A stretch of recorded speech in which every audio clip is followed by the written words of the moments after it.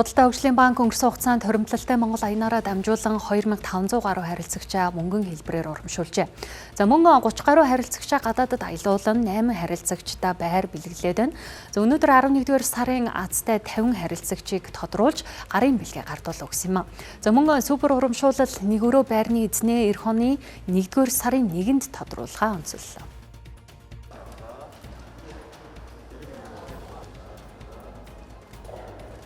Хүмүүс бол заавал хоримтлал гэдэг маань одоо их хэмжээгээр биш ч гэсэн баг багаар хоримтлуулад тэрнийхээ үр шимийг одоо үзэх бол ер нь айгүй айтайхан. Худалдаа хөгжлийн банк бол одоо хадгаламж нартай тавих анхаарал их сайтай. Хүмүүн бол одоо бас боломжийн.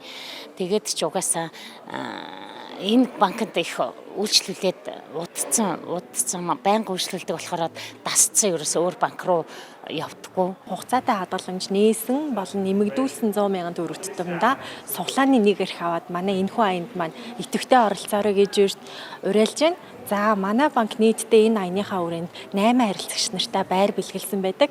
Одоо 9 дахь харилцагчаа буюу энэ оны сүүлийн азтай харилцагчигээ 1-р сард тодруулахад тэсийн ядан хүлээж байна. Иймээс та бүхэн боломжийг битгий алдаарай.